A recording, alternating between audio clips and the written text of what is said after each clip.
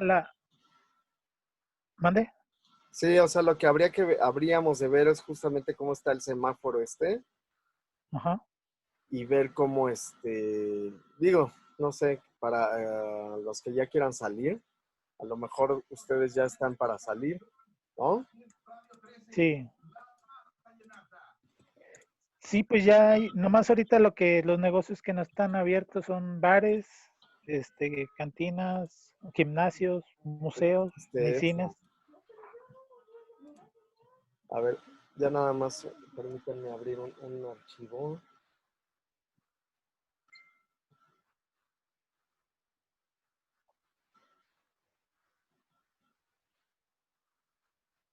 Esto,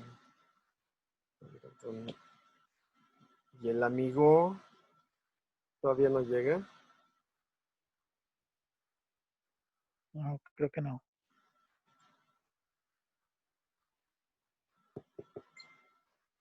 Un segundito. ¿Qué no me están pidiendo de entrada? Sí.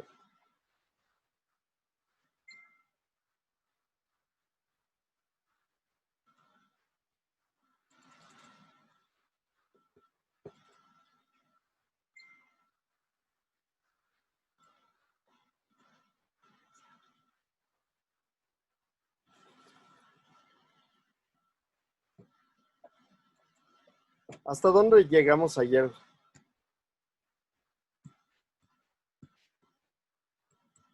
Amigos. Ahorita checamos. Creo que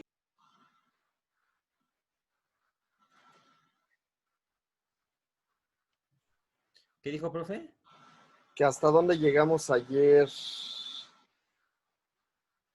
Según yo, llegamos más o menos a lo del terror y suspenso, ¿no?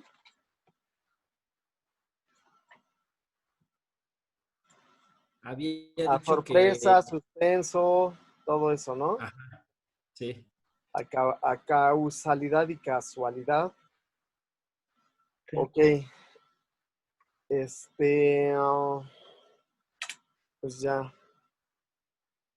¿Cómo?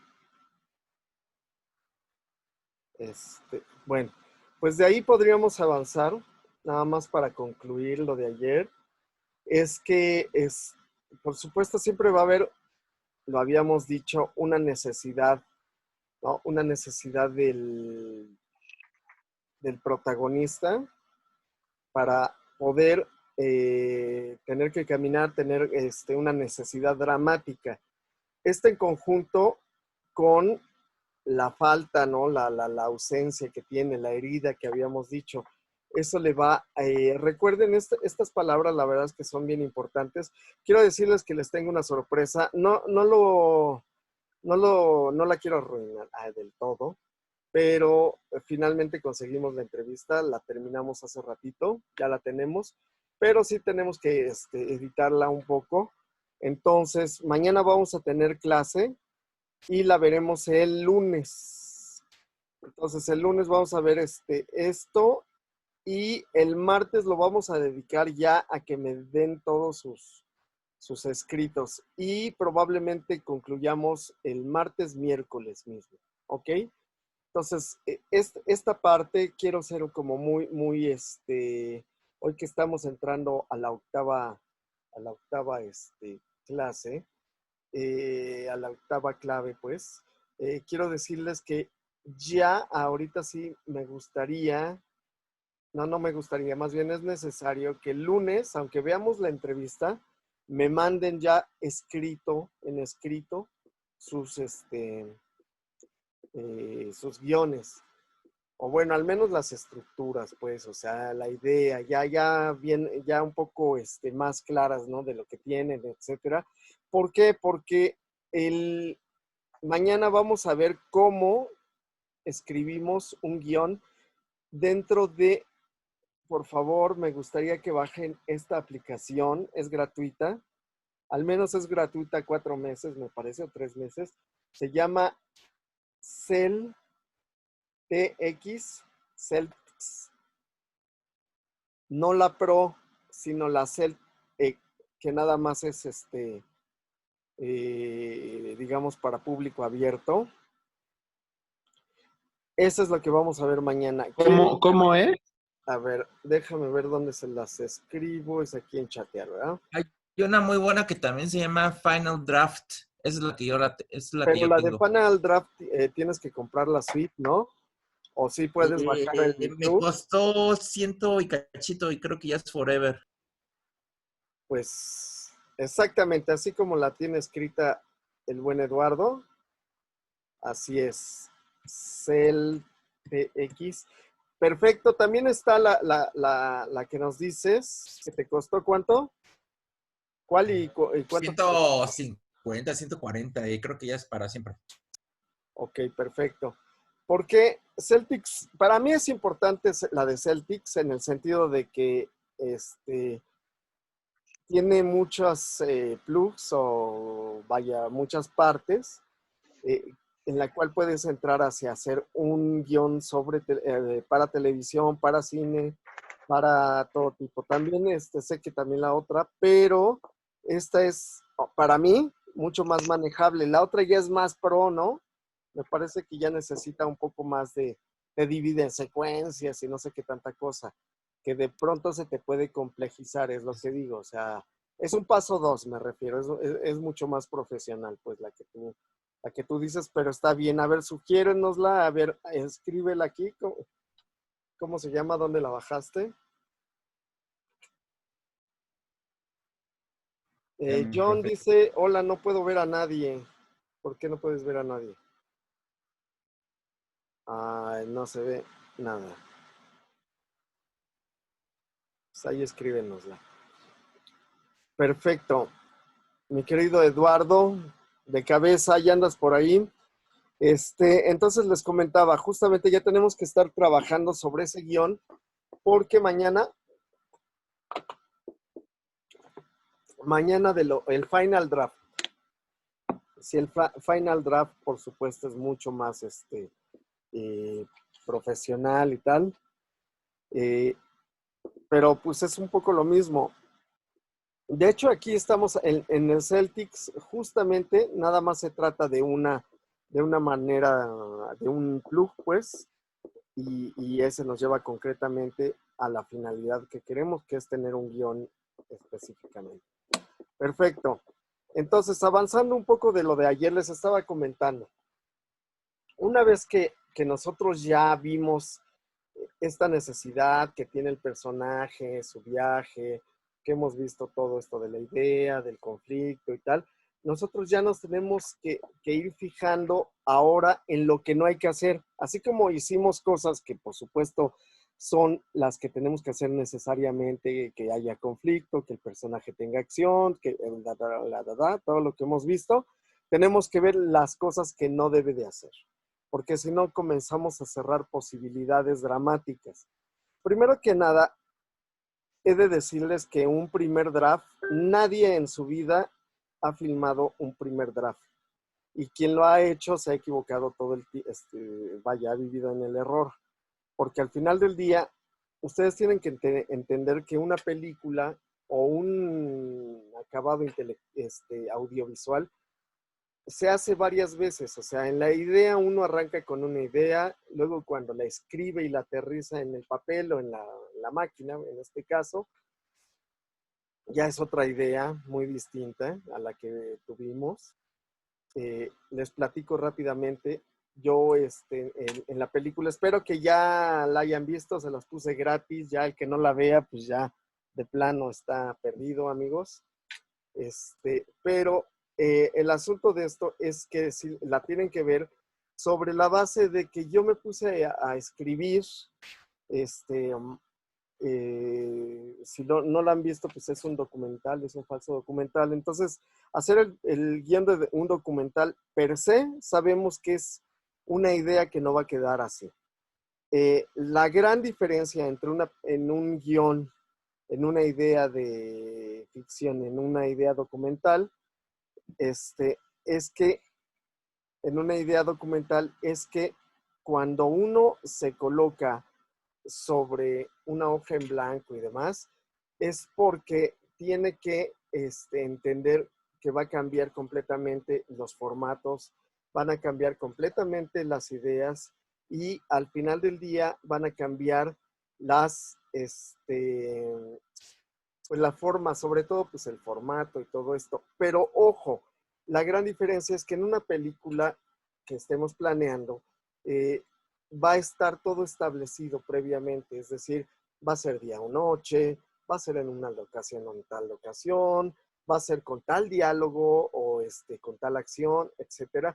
Y nosotros, cuando nos volvemos ya directores, que ya estamos planteando el proyecto, lo que tenemos que asumir es que hay que interpretar, reinterpretar eso que ya está, pero es una especie de corset, una faja, que no nos va a dejar salir mucho.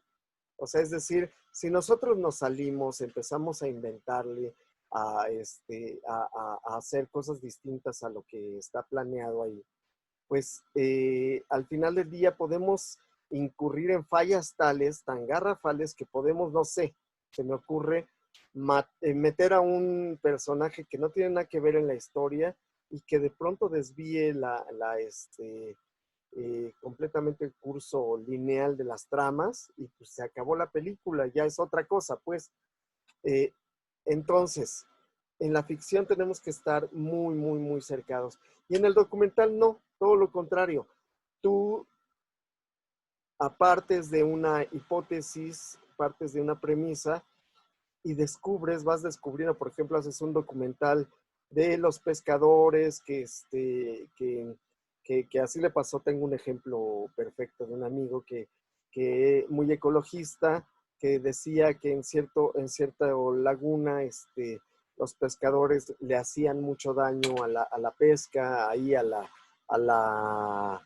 pues a los seres vivientes, pues de la laguna, y que la estaban matando y que no sé qué.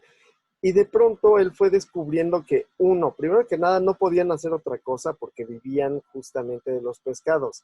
Entonces, cuando llegó la Secretaría de Ecología atendiendo a las instancias que él había movido y qué sé yo, prohibieron la pesca durante, no sé, creo que un año, una cosa así, y pues evidentemente se vino abajo la economía. Pero no solo eso, comenzó a haber muchas descomposiciones en la ecología propia del lugar, del ecosistema, y de pronto el mismo documentalista propició que hubiera una crisis ahí terrible. Entonces ya se da cuenta que su tesis estaba perfectamente mal, o sea, había un equilibrio, porque si no pescaban, pues se morían de hambre, pero también si no pescaban, había una sobrepoblación de pescados y los pescados mismos empezaban a comerse entre ellos y digamos, a deshacer ahí su equilibrio ecológico. Entonces, evidentemente, esa es una de las grandes diferencias con un guión, en que ya uno no puede variar, uno tiene que variar, perdón, según la percepción y cómo vaya avanzando. Es por eso que desde hoy en la noche, amigos, les voy a pedir, por favor, que ya tengan un escrito como gusten. O sea, que me lo puedan leer su historia para mañana, tal como quede, como un cuento, como una anécdota, no que me la cuenten, ya que lo aterricen en escrito, para que ya, conforme las indicaciones que yo les pueda dar, lo puedan acotar y lo podamos leer el lunes, ¿no? Eso es primero que nada. Luego, estábamos hablando de esta parte, que cuando uno ya tiene perfectamente como organizada la historia y cómo va a entrar el personaje, cómo va a estar habitando en ese ecosistema nuevo, en este nuevo mundo en el que acaba de entrar, debe de tener también como visto el escritor todos estos herramientas, adminículos que pueda utilizar para aumentar la cinematografía, es decir, el lenguaje cinematográfico de su proyecto. Por ejemplo, ¿han oído hablar de la palabra raccord? ¿Alguien ha escuchado la palabra raccord? No, ¿verdad?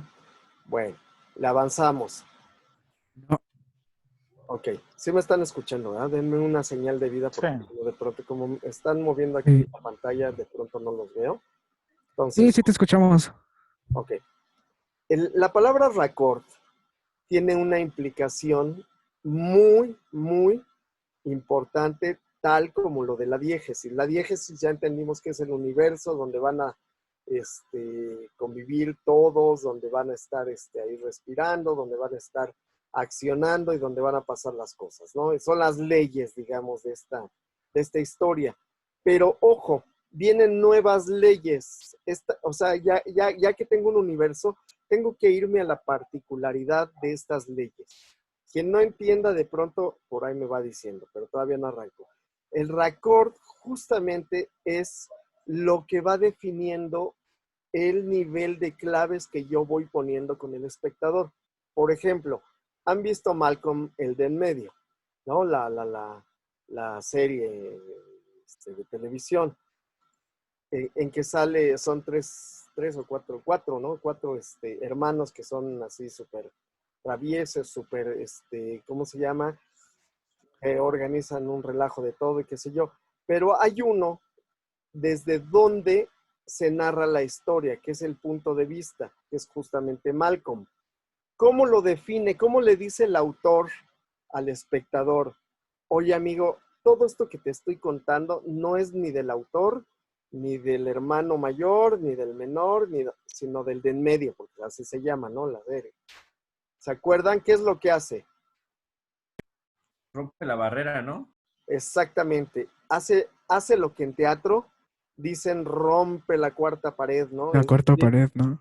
ajá, y habla con el público y da una opinión, ¿no? O te adelanta la acción o te pone en contexto de lo que está sucediendo o incluso interrumpe la acción como para dar un comentario editorial. Entonces, y eso evidentemente ellos lo utilizan de una forma cómica. Habitualmente eso en cuestión teatral y bueno, así en cine también se le conoce como un rompimiento brechtiano, porque era el autor Bertolt Brecht quien lo utilizaba en un principio y lo utilizaba como un medio de propaganda, ¿no? Es decir, él hacía su obra de teatro y al final del día comentaba lo que estaba sucediendo en la acción dramática. ¿Para qué? Él se refería él tenía como espectadores muchas veces a campesinos, a gente de muy bajos recursos, a gente que no había estudiado, etcétera. Estamos hablando de la Alemania comunista, en los años 50. Entonces él descubrió que cuando un personaje, sobre todo el personaje central, rompía la acción, rompía la pared y se iba a hablar con el público, no había duda de que le iba a llegar el mensaje. Amigos, digamos que fuera esta la situación, estaban viendo como un personaje traicionaba sus representados, un síndico en un sindicato, traicionaba a sus representados en ante los patrones, paraba la acción y se iba directo a comentar. Así es como no se debe de actuar, Y entonces esta parte se volvía ya como una moraleja, o como también en las tragedias se concibe, como un acto coral. En las tragedias se acuerdan que hay la función de un coro, o sea, de varias personas que comentaban la acción. Es decir, decían, este señor por su soberbia, por su avaricia y por traicionero, qué sé yo, le está sucediendo este castigo y tal. Y entonces la moraleja quedaba súper clarita. En los griegos aparecían cada punto marcado, por ejemplo, como cuando aparecía el conflicto, cuando terminaba el conflicto, cuando después del clímax, y al final de cuentas te decían el epílogo, ¿no? Decían el epílogo es esto, ¿no? Que no debes hacer tal. para dejártelo completamente claro. Evidentemente la narrativa ha avanzado de tal forma que lo tenemos que hacer de una forma más sutil, pues, más clara, de todas maneras muy clara para todos los espectadores, porque al final del día a nosotros nos pagan, a nosotros los que escribimos la historia y los que la traducimos en imágenes, para narrar, pero para que se cuente una historia y sea súper clara. Entonces no vamos a detenernos en sutilezas, sino vamos a meter claramente lo que tiene que ser. Fíjense, por ejemplo, del guión que tenía, que me fue presentado Riquet, cuando me lo presentó, en efecto, no era muy claro, y si vieron en la entrevista que yo se lo manifesté, quién era el cuate que lo quería revivir. Él hasta ahora me dice que era el papá del personaje, o sea, su papá. Yo honestamente no le había entendido, o sea, yo entendía que era un malo, un amigo, ¿no? Que lo traicionó, qué sé yo, y yo no sentía que tuviera tanta fuerza, ¿no? Entonces tuve que meter al final unas fotos, siendo narcos ellos, siendo muy amigos, siendo hermanos, para que quedara muy, muy claro. Y entonces ahí yo estoy, mucha gente me reclamó porque decía, pues es como tratar como niños a los espectadores. Y tú tienes que pensar, es un producto que va a llegar, por ejemplo, si yo estoy haciendo una película de arte, de expresión personal, o qué sé yo, pues sí, prefiero dejar el final abierto, que la gente lo interprete y que digan, oh, qué misterioso director, tan intelectual, no sé qué. Pero era un producto que iba a ir a Netflix y que lo tenían que entender la gente, que lo iban a ver, lo vieron, nada más les quiero presumir, 131 millones de personas alrededor del mundo, que no es fácil, ¿no? O sea, imagínense, si aquí en México de pronto el cine mexicano completo de un año mete algo así como 4 o 5 millones al cine, con Netflix sí es así completamente masivo, ¿no? Masivísimo. Entonces yo tenía mi historia, la historia tenía la limitante de que decía, pues a lo mejor en donde va a pasar en fulana parte no ha habido guerra en mucho tiempo, no se entiende que aquí en México pues sí se agarran muy fuerte entre cuates, etcétera, etcétera. Entonces tenía que poner eso y lo hice.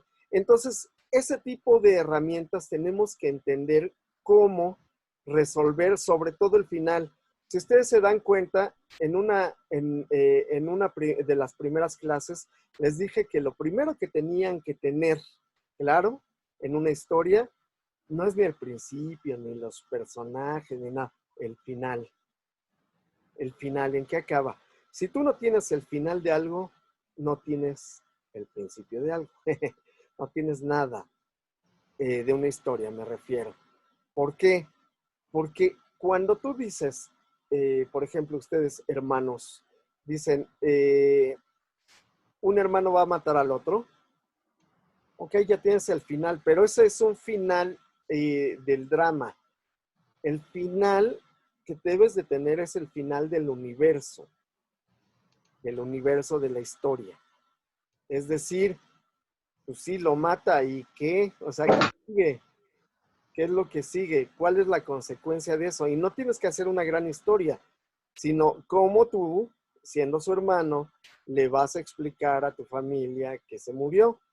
O nada más vas a decir, desapareció, o qué sé yo. O sea, sí tiene que haber un final cerrado. Los finales abiertos, amigos, en general son fracasos de los escritores. O sea, no hayan cómo cerrarlo y lo cierran hacia rajatabla de que, pues ya quedó, pues ahí entiéndele tú. Pues no, o sea, somos profesionales. Bueno, vamos a ser profesionales. Tenemos que entender por qué me contaste esta historia. Entonces, piensen desde ese punto de vista cómo van a arrancar. Tienen que arrancar desde el final y de ahí se van para atrás, ¿no? Ahora, seguimos con estos instrumentos que nos pueden ayudar para la narrativa interna de nuestra historia. Por ejemplo, las voces off. o voice over también, como le dicen. Las voces off nos pueden auxiliar en el sentido de que pueden adelantar la historia, pueden explicar cierta parte y todo esto. A mi parecer, es una manera también un poco de, muy cómoda de plantearse un proyecto. ¿Por qué? Porque al final del día, si algo no lo puedo entender o qué sé yo, voy a tener que solucionarlo con una voz en off. Y pues sí, es muy fácil, es muy sencillo. El cine requiere mucho más de un elemento visual que nos resuelva las cosas, que nos ponga al tanto, que nos diga, que sea contundente, que no haya una manera de reinterpretación del espectador a decir, yo traté de decir eso, yo dije esto, no dije otra cosa. O sea, yo lo que me puse como meta fue contar una historia de un melodrama y en el que terminaban felices. Malo, o sea, es un fracaso del narrador cuando sale el público y dice, qué divertida estuvo, ¿no? Y, oye, pero pues sí era una tragedia, cabrón. ¿No? O al revés, ¿no? Se te ríen cuando están pasando cosas bien dramáticas, según tú, y se te ríen, ¿no?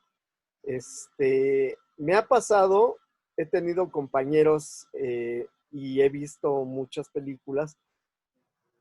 Últimamente me pasó con un chico que hizo una película muy larga, 4 horas y tal, y la verdad es que tú la ves y pues tiene muchas fallas, no tuvo ninguna preparación, se aventó un poco como al borras, dicen, y y tuvo que cambiar el pitching un poco de su película, porque lo que era una gran tragedia para él y un suspenso, te la pasabas divertidísimo, ¿no? Así como que riéndote y diciendo, esta situación está bien, bien graciosa. Y él decía, no, pero si la hice en serio, ¿no? O cuando, no sé si han visto las muertes más ridículas del cine, bueno, pues ese tipo de cosas son a lo que me refiero. Y eso les llamamos el tono. Es decir, yo cuando estoy escribiendo una historia, tengo que pensar primero que nada en el final, ya les había contado. Segundo, ¿qué género va a ser? ¿Cuántos géneros? Géneros literarios hay los suficientes como para dividir, digamos, los tonos en los que yo debo de poner una narrativa, ¿no? Estamos hablando principalmente de la tragedia, de la comedia, del melodrama, que son los que más se utilizan. Del melodrama, de la farsa. La farsa es muy, muy difícil. Por ejemplo, en la tragedia, pues, ¿cuáles son sus características? Sus características es que le pasan a seres elevados. Es decir, nunca le va a pasar a un cuate ahí del pueblo, qué sé yo. No, siempre es a gente de élite, siempre es a gente que tiene una importancia o una relevancia fuerte. ¿Por qué? Porque la tragedia requiere de un personaje que va a tener tal relevancia en la sociedad, está tan elevado, que su caída va a ser completamente trágica. Nos tiene que conmover. Porque al revés, imaginemos un ser cómico de la comedia, siempre o casi siempre va a ser de un estrato bajo y que al final del día se va a meter o se va a ir colando a un estrato alto en donde por supuesto va a ser el ridículo. ¿Cuántas películas no hemos visto de personajes que se tienen que, por ejemplo, trasvestir, ¿no? Para integrarse o resolver un problema.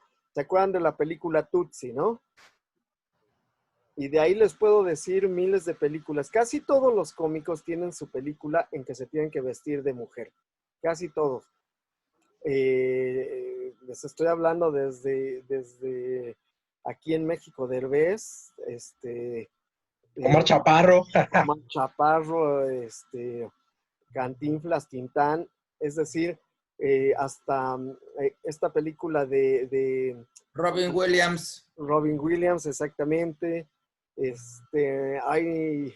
No me estoy acordando de Chaplin, pero por ahí debe de tener alguna, ¿eh? ¿Has vestido? Pero Buster Keaton sí tiene Sí. su peli. O sea, es un paso cómico el trasvestirse y no tiene que ser específicamente de mujer. También pues se puede poner un traje que no le queda, ¿no? Habitualmente todo guango y qué sé yo, muy elegante, pero se está transvistiendo.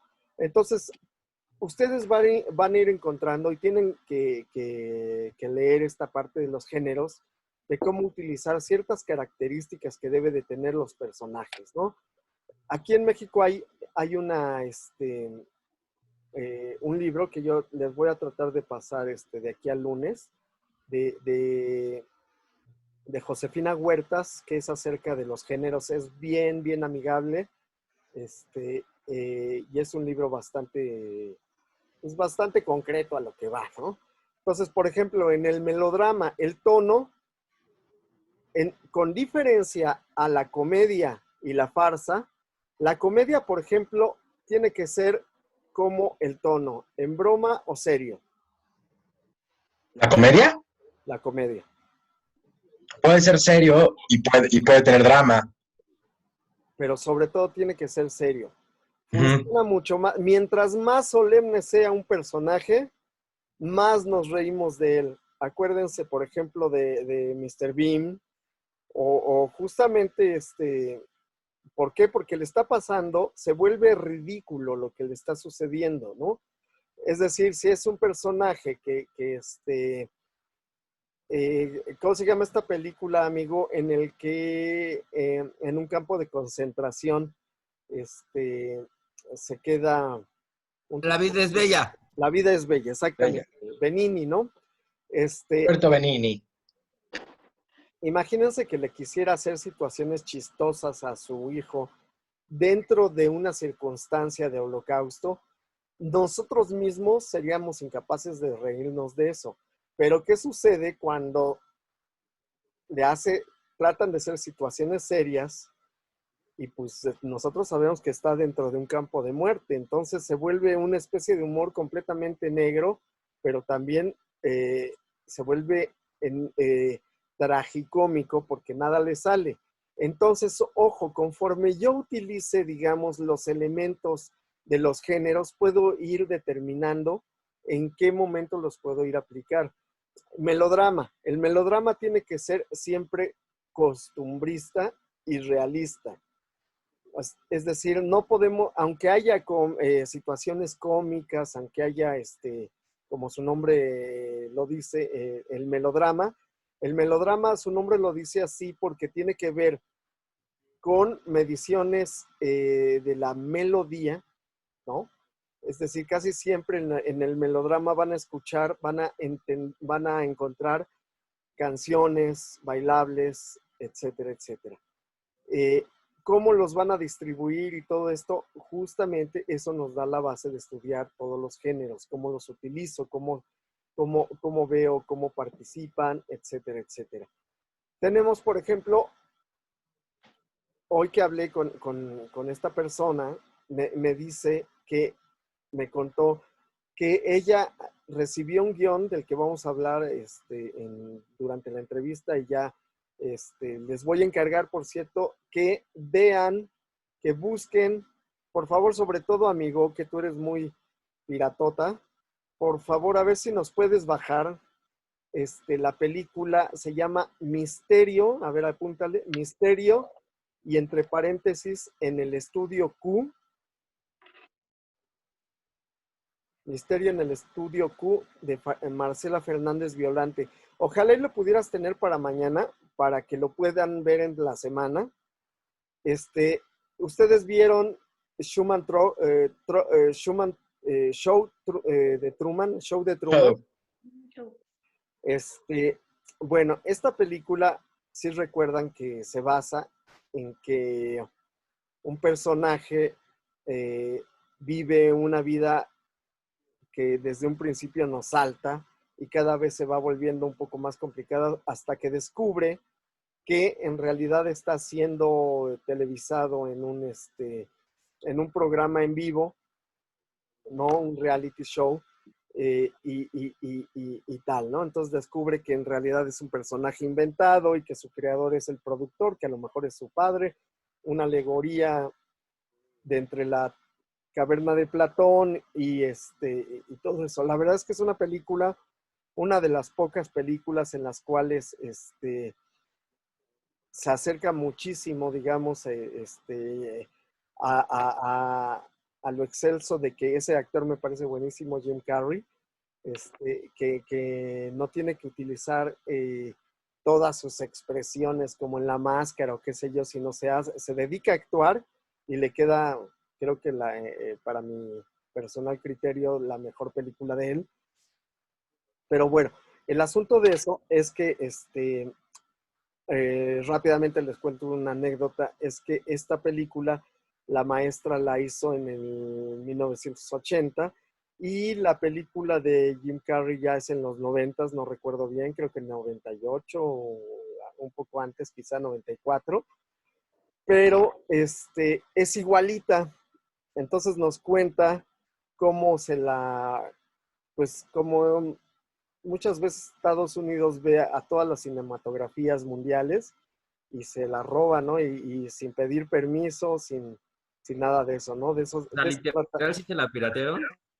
Piratearon completamente, sí, eso es muy fuerte. La verdad es que yo tuve se los platico rápido, una anécdota con Eliseo Subiela, no sé si conocen a Eliseo bueno, ya no lo van a conocer porque ya murió, pero él hizo él es argentino e hizo varias películas y entre ellas hizo una película, de hecho la penúltima o la última, en la cual dos personajes, dos chicos que adoraban a un cineasta de culto, lo sacan de un psiquiátrico. Entonces es la misma anécdota prácticamente de Alucardos, ¿no? Entonces yo lo vi en un festival y le digo, oye, ya había pasado los años, y le digo, oye, pues esto es mi historia, cabrón, es la que tengo, y me dice, te lo juro que no, yo no había visto tu película ni nada. Y comenzamos a platicar, y a él le sucede, no sé si han visto una película que se llama K, o sea, K-Pax. K-Pax. Ajá, K-Pax. Hombre mirando al oeste, ¿no? Al sudeste, Al sudeste. que es el robo de su película que se llama Hombre mirando al sudeste, igualita, es un ¿A poco no le pagaron por los derechos? No, de hecho peor aún, o sea, él llevó el guión y le dijeron, ¿sabes qué? Este tipo de historias no pega por acá, pues muchas gracias y bye, ¿no?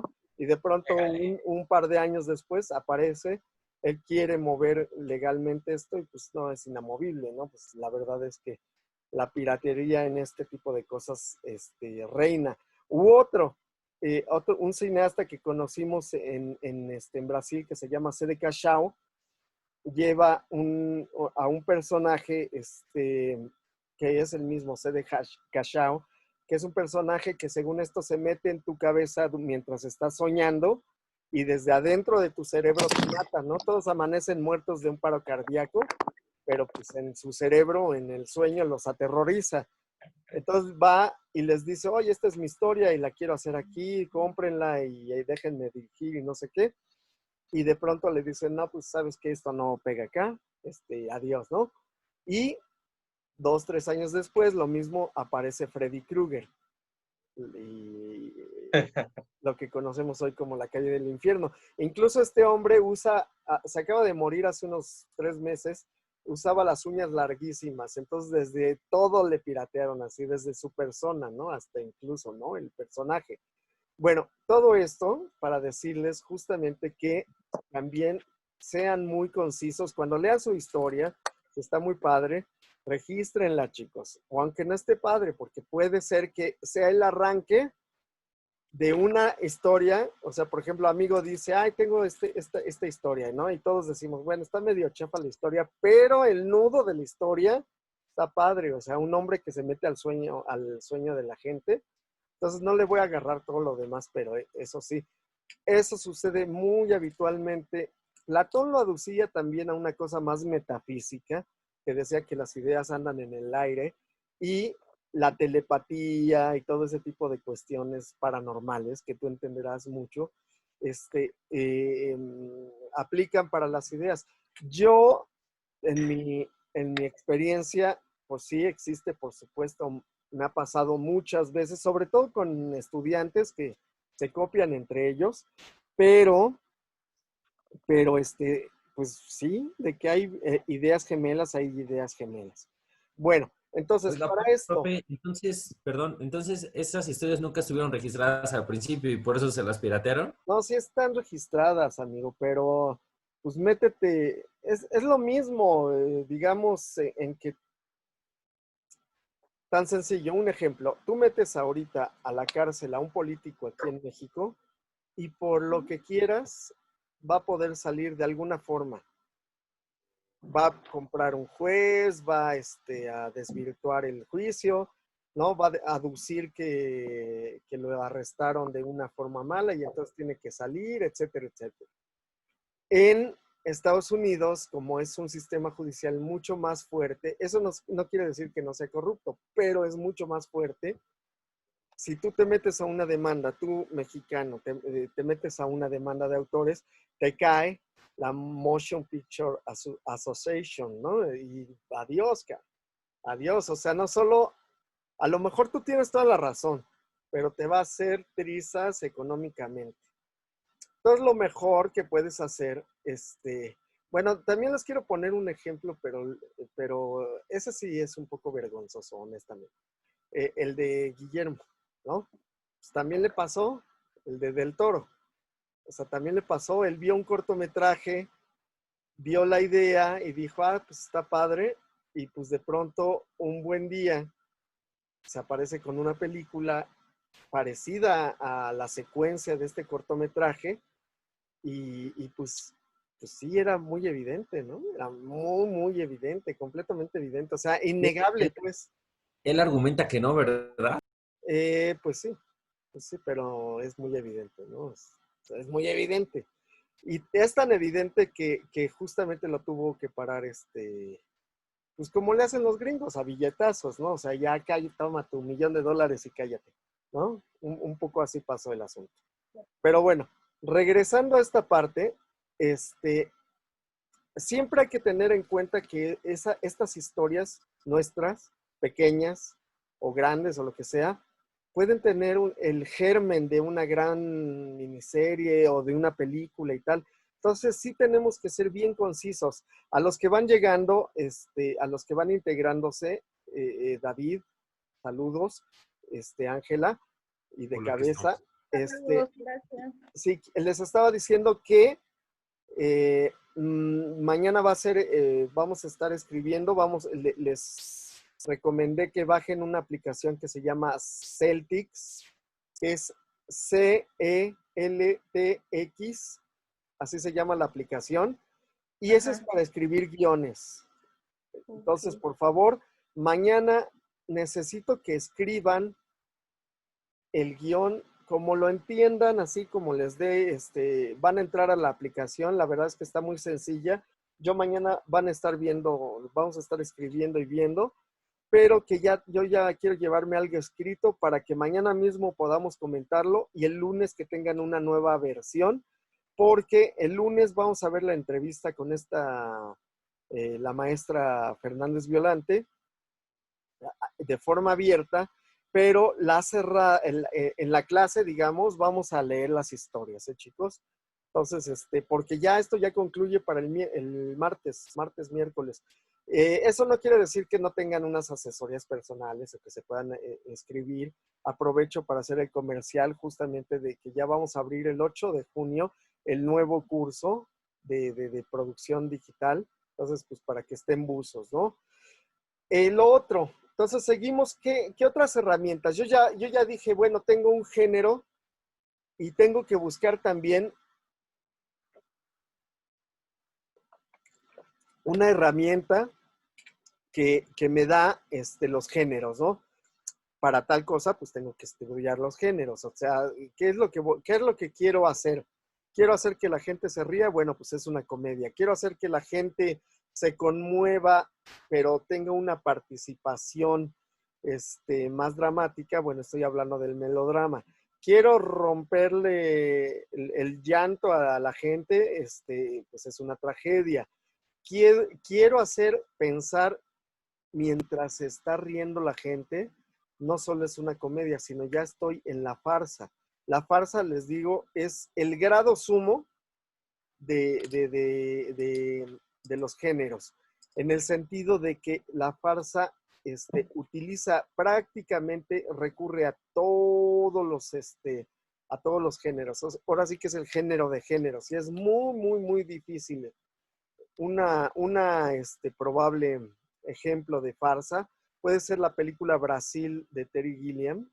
No sé si la han visto, si no, véanla. Brasil con Z. Es buenísima, es muy divertida. Hay otra, por ejemplo, El Quinto Elemento, ¿la conocen? Sí. Tiene mucho, al final del día es un melodrama con apoyo de la farsa. ¿Por qué? Porque los personajes están elevados, ¿no? Si se acuerdan de los personajes, por ejemplo, el travesti, es disparadísimo, ¿no? Está como en un punto hasta acá, mientras los héroes están en la acción pura. Vi que levantaste la mano, amigo, o la levantaste para otra cosa. Sí. ¿Pediste la palabra? Sí. Sí, te escucho. Por ejemplo, Parásito, ¿qué es? ¿Comedia, drama, farsa? Pues fíjate, muy, muy buena pregunta. De hecho, eso me valió ser apedreado en Facebook, porque yo comenté que era muy, muy parecida a Nosotros los Nobles, en el sentido de la intención melodramática de un principio. En un principio es melodramática apoyado con cómico, ¿no? Estoy hablando de Nosotros los Nobles. Pero Parásito comienza justamente como un melodrama y va decantando hasta que se vuelve una farsa, pero tiene el gran acierto de terminar completamente en tragedia, ¿no? Uh-huh. Fíjense, esa es una muy buena pregunta de amigo. La realidad, vayámonos también a la realidad, o sea, lo que estaríamos hablando son de los géneros puros, pero la realidad es que ya no existen tales géneros puros. Ya los creadores van combinando los géneros uno tras otro hasta lograr un amalgamiento así a veces indescifrable, ¿no? Y en este caso es bien afortunado, pero hay casos en que pasa lo que les estoy diciendo, que ustedes dicen, me están presentando una tragedia así desgarradora, pero ¿por qué me está dando risa? ¿Qué está pasando aquí? ¿La hicieron mal? Pues sí, a veces se nota que se le va de tono, ¿no? Al director. Entonces sí tenemos que tener, la verdad, una preparación en ese sentido, pero es una preparación mínima, la verdad, es que es como entender cómo funciona un auto automático con uno estándar, con uno de diésel, con uno de no sé qué. O sea, ya sabes manejar el aparato, pues ahora tienes que irte moviendo por sobre cómo lo vas a manejar. Ok. ¿Alguien más levantó la mano? ¿Tú, Carlos? ¿No? Ok. Bueno, seguimos en esto. Una vez que yo obtengo el tono y sé hacia dónde tengo que llegar, o sea, cuál va a ser el final, se mueren todos, se casan, viven, agarran el tesoro y se van, o qué sé yo. Les decía, puedo utilizar lo de la ruptura de la cuarta pared, de una forma ya sea cómica como Malcolm el del medio, ¿se acuerdan? O hay un director que se llama Javier Dolan, no sé si han visto películas, que lo utiliza como un recurso narrativo.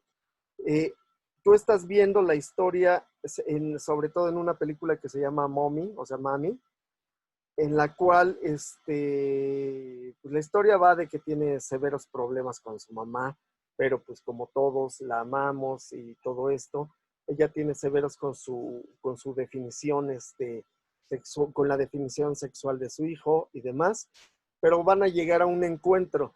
Y cuando llegan a este encuentro feliz, el personaje se acerca a la cámara, se acerca así, digamos, perdón, así, y va abriendo el cuadro hasta que lo abre, lo vuelve así, panorámico, y al parecer eso quiere significar que la vida es otra cuando ya su madre lo acepta tal y como es. Y es un recurso completamente cinematográfico, bueno, más bien es teatral, pero utilizado para el cine. Y entonces, aunque ustedes no lo crean, resulta novedoso. Tengan mucho en mente que el cine solo lleva 120 años, aunque ustedes ven hoy en día que los efectos están padrísimos, que cada vez la narrativa avanza, que encuentran que el dron espacial y que no sé qué. La realidad es que ha tenido muy pocos años de evolución. Compárenlo con los 30,000 años de la pintura, por ejemplo, ¿no? De pintar monitos en una caverna, pues ahora ya vemos el hiperrealismo, vemos, no sé, otro tipo de cuestiones. Pegados en la pared. Exactamente. Y que pues ya ha tenido escuelas, avances y qué sé yo. El cine pues sí ha avanzado a pasos agigantados, pero en realidad nosotros, los que estamos participando apenas, somos más o menos de la generación de los que están pintando en las cuevas, como los pintores, pues los primeros pintores. O sea, son de los primeros indicios, ¿no? De cine. Imagínense, nada más yo les pongo a pensar. A ver, David, ¿andas por ahí? ¿Puedes hablar? Sí, ¿Tú Hola. cómo crees que sea en el futuro el cine? no sé, pero ¿Cómo te imaginas? bueno, un poco mejor. Miren, por ejemplo, les pongo ejemplos. El cine nació silente, ¿no? Y luego ya se volvió sonoro. Luego nació blanco y negro y luego le pusieron color. En este momento estamos desde hace unos, ¿qué les diré? Unos 20 años, quizá un poco menos, 18. Estamos en una transición que no termina, que decían que iba a ser una evolución inmediata, que era pasar de digamos, de la película, pues, a lo digital, ¿no? Y hoy en día no terminamos de avanzar, o sea, no nos detenemos porque de pronto decimos, bueno, los efectos especiales que vimos hace 18 años, hoy en día los vemos y nos reímos, ¿no? O sea, decir, están re feos, ¿no? Pero en su momento, a mí, digo yo que los pude ver, decías, wow, ¿no? Y me parece que hoy en día pasa lo mismo, o sea, puedes ver efectos o qué sé yo, que en unos 10 años vas a volver a ver y vas a decir, estaban medio chapones, ahí se le nota. Es decir, entramos en una evolución muy fuerte, pero ¿saben qué? Eso es técnicamente, hoy en día no contábamos con esta evolución forzada que nos está obligando la pandemia. Por ejemplo, los primeros cineastas pensaban en pantallas de 20 por 20, ¿no?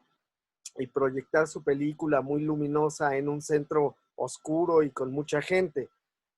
Luego, perdón, no es COVID, se me secó la garganta.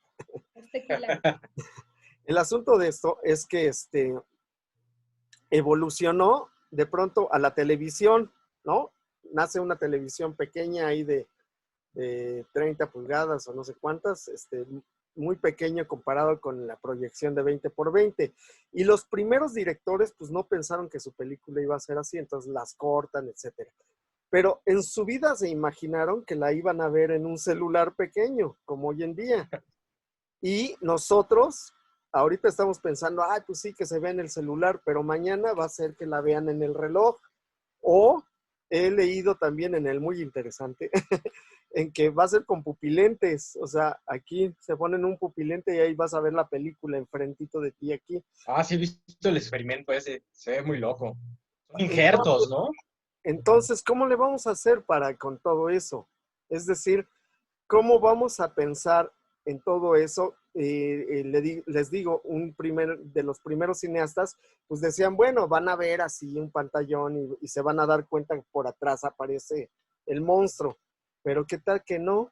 O sea, ¿qué tal que la están viendo en sus ojos o en su reloj y pues no se ven tales detalles? Yo creo que la de los ojos sí está más fuerte, ¿no? Porque sí se verá todo así completo. Incluso, no sé, para los conspiranoicos, también eso es como para amigo, se dice, bueno, no se dice, eso sí existe, hay cañones proyectores de películas, de imágenes, capaces de proyectarse al cielo, a las nubes, ¿no? Blue beam. No sé si han hablado de eso. Blue beam, es blue beam. Y se dice que las próximas, incluso yo creo que han visto el meme visual ahí de sobre todo he visto unos muchachos, unos niños están en un gimnasio y de pronto sale una ballena del piso de una cancha de básquetbol. No sé si lo han visto. Bueno, ese es el futuro. Y el futuro es el regreso del teatro. Nosotros los directores o las historias van a ser pensadas como en teatro. ¿Cómo voy a insertar esto dentro de la realidad cotidiana? Una proyección, imagínense que de pronto se aparezca la Llorona y unos sepan y unos no. Y entonces va a ser así como medio interactivo, ¿me entiendes? Entonces tienen que pensar todo esto. Y a lo mejor los primeros años les dicen, ay, eso está muy chafa, ¿no? Qué sé yo, porque el cine es de esta forma o de esta otra. Pero no, o sea, vienen grandes, grandes cambios y en esto tienen ¿qué está pasando atrás de ti? Ah, es tu perico. Anda de perico. Es que vi brincando algo raro ahí. Bueno, tienen que pensar en esos grandes cambios. Tienen habitualmente la gente que escribimos en cine, que escribimos para audiovisual, siempre, y esto grábenselo, quizás sea una disfortuna, si no hacemos lo que está de moda, con la tecnología que está de moda y tal, van a pasar 20 años, óiganme bien, entre 10 y 20 años como para que su producto, su película, sea comprendida. Es decir, si ustedes ponen algo visionario, realmente va a ser entendida unos tantos años después. Si no, vean lo que sucede, digamos, con las modas inmediatas de pronto. Nosotros, hay cineastas que adquieren culto, pero hasta dentro de mucho. O sea, pasa una generación, su generación no lo entiende. Y pasa una generación que dice, wow, sus películas están buenísimas, habla de lo que yo quisiera que hablaran, etcétera. ¿Vas a Oiga, decir profe, algo? como Blade Runner, ¿no? Que en su momento fue un fracaso, ¿no? Hay muchas así. Blade Runner es un ejemplo. Alien mismo es un ejemplo. O sea, Alien fue vituperada, que decía, no, pues no sé qué, tiene buenos efectos, pues, pero y hoy la adoramos, ¿no? Hay muchas. Dice Pues. del espacio. Odisea del espacio, muchas, pues. La verdad es que nosotros le hablamos al hombre, a la mujer, al humano, pues, del futuro.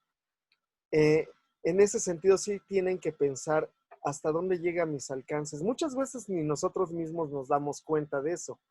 Entonces, ojo. Bueno, para cerrar esta clase, que sí tenga que ser, que sí lleguemos a un punto, hay una cosa que ustedes tienen que entender, es que nadie, en el cine no pasa, en las pinturas sí pasa, en la música sí pasa, en no sé qué sí pasa, en que puedas tú decir, esto lo hago para mí, porque yo soy un genio y porque pues a mí me interesa ese tema.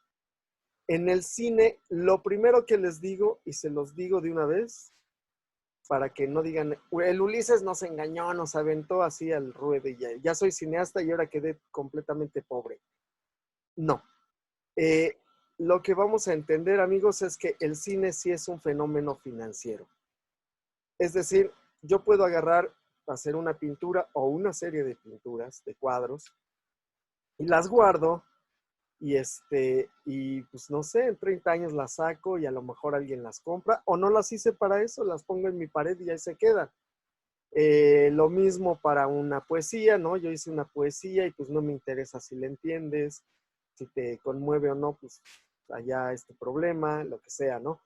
Una película, lamentablemente, siempre depende del público, de la persona que está viendo. Entonces, si no piensas en eso, si no piensas en la colaboración del público, por supuesto que vas directito al fracaso. ¿Qué quiero decir con esto? Tú tienes que saber, si puedes decir, no me interesa que no te interese el tema que a mí me interesa, valga el laberíntico. Pero lo que sí puedes decir es, yo te voy a convencer de que te interese. Lo que sí tienes que decir, yo te voy a hacer que participes. Tienes que buscarle de qué forma. Yo les comentaba que cuando hice lo de Alucardos, busqué cómo veía el Internet los jóvenes de hoy en día, ¿no? Y descubrí que cuando tú estás viendo un YouTube, si te aburre, ¿cuánto tiempo le dan? ¿Cuánto tiempo le dan? Aunque ustedes hayan buscado ovnis, aparición de ovnis en no sé dónde. Un minuto, menos de un minuto, ¿no? Son segundos. 2 minutos, 2 minutos. Un máximo 2 minutos. 15 segundos, güey. Sí, se ha descubierto, chicos, que lo máximo que ya te están dando, ojo, cuando nació el cine había películas de 7 horas, ¿ok? Hoy en día tú no puedes plantearte una película de 7 horas, ya la haces miniserie, ¿no? Además, biológicamente, la atención que tú puedes tener de una persona, la máxima atención, son 20 minutos. Antes es en lo que tú lo sumerges en lo que el mensaje que tú le quieres decir. 20 minutos, perdón, no segundos. 20 minutos. En lo que tú le quieres decir, digamos unos 20. En lo que ya te atiende son 20 minutos. Y en lo que ya se desconecta y se aburre son otros 20 minutos. Sí, es decir, 1 hora más o menos, ¿no? Les ha de pasar así con esta clase y con miles de cosas, con películas. A ustedes, por ejemplo, que los más jóvenes se ponen a ver una película y de pronto le interrumpen y se van a ver otra película o se van a ver un video de Yuya o de no sé quién, y se van atienden al ¿cómo se llama? Al Messenger, al WhatsApp, se ponen a ver fotos, etcétera, etcétera. O sea, hacen miles de cosas al mismo tiempo. Bueno, pues me fijé en eso y más o menos como que quisimos hacer eso. Es decir, teníamos capsulitas de acción de los personajes que avanzaban cada cierto tiempo, ¿no?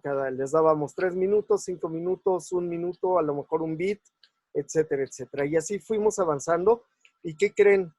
Que de pronto a Lucardos, que la presentamos, sus primeras presentaciones fue en 2011, hoy, 9 años después, todavía sigue vigente y sigue avanzando así internacionalmente, porque pues todavía, pero también estoy consciente de que va a llegar un momento en que ya la gente diga, la narran como hace 10, 15 años. ¿Por qué? Pues porque ya pasó su tiempo. Uno tiene que pensar en esa parte siempre, en el público, no en mí, no en cómo yo entiendo las cosas, no en cómo a mí me conmueve el maltrato animal. Pues yo creo que a todos, a casi todos les conmueve el maltrato animal, pero tengo que decirles que tú, por ejemplo, Carlos, tú amas ahí a tu perico, ¿no? ¿Te lo comerías? ¿Eres No, vegano? de hecho soy vegetariano, sí. Es vegetariano. Pero no vegano. No por el estilo de vida que tenemos, pero sí quisiera ir para allá. Ok. Pero justamente es eso. Pero sí le gusta el perico. El emplumado, ¿no? El emplumado. Bueno, entonces, regresando un poco a esto de la clase, eso es lo que tienes que contar. Y eso me sirve para integrar cosas que no hemos hablado. Por ejemplo, el cine y el personaje, o sea, lo que estamos haciendo ahorita es el presente. Siempre va a estar en el presente del indicativo. Es decir, está sucediendo aquí y ahora, ¿no? El cine. Pero ¿qué sucede si yo en este momento, por ejemplo, me cambian el fondo y me ponen así una pirámide azteca y y entran unos aztecas y me van a sacrificar. Bueno, ustedes van a pensar que hice un viaje en el tiempo al que vamos a llamar flashback, ¿no? Entonces, la cinematografía tiene la cualidad, la capacidad de que puedes viajar en el tiempo y puede ser omnipresente. O sea, tienes que estar narrando siempre en el presente del indicativo. Cuando ustedes estén contando las cosas, o sea, siempre van a poner en presente del indicativo. Hoy, aquí y ahora, ¿ok? Pero yo puedo utilizar el flashback, que son los viajes hacia atrás. Puedo utilizar los viajes hacia el futuro. Es decir, a lo mejor ahorita en mi pantalla aparece, ya que me estoy poniendo la pijama, ahí me estoy poniendo las pantuflas, y ustedes dicen, ¿a qué hora se acabó la clase? Y entonces yo regreso a este presente, ¿no? Y les digo, no ha acabado, es solamente un flash forward. Pero ¿qué sucede? ¿Qué sucede si de pronto yo me tengo que meter a la mente del personaje? ¿Cómo le vamos a llamar a ese tipo de narrativa? O sea, que se metan como a mi pensamiento, a mi imaginación, a mis sueños. Mis sueños, ya les di la clave. Se llama narración onírica, ¿perdón? Onírico. Exactamente. A la narrativa onírica, es decir, a la propia de mis sueños o de los sueños del personaje. Y aquí es donde viene la palabreja que les dije hoy, que es muy importante, que se llama raccord. Raccord. Esa así casi tatúensela. Esa sí la van a utilizar mucho durante su profesión, el raccord. ¿Cómo yo te hago entender a ti, espectador, que estoy haciendo un viaje hacia atrás o un viaje hacia adelante, un viaje hacia mis sueños o hacia mi imaginación? No es lo mismo, chicos, viajar a los sueños que a la imaginación del personaje o incluso pudiera ser que yo elipsara. ¿Se acuerdan de ayer la palabra elipsis? Quitar tiempo, poner o alargar tiempo. La elipsis tiene la facultad de acortar o de alargar. Por ejemplo, yo puedo contar una historia de cómo cambió mi vida en un semáforo. En lo que cambiaba de rojo, amarillo a verde, yo puedo alargar tanto los segundos en que en ese mismo instante, no sé, el personaje pierde su fortuna en la bolsa que está viendo así en su internet, en su celular. También descubre que su novia le engaña, descubre que en ese momento lo chocan, etcétera, etcétera. Le pasan miles de cosas en solo un semáforo, en el tiempo de un semáforo. El cine puede alargar el tiempo y puede hacerlo porque es diegético, acuérdense, es una invención, es un cosmos. Entonces lo puede hacer de esa forma.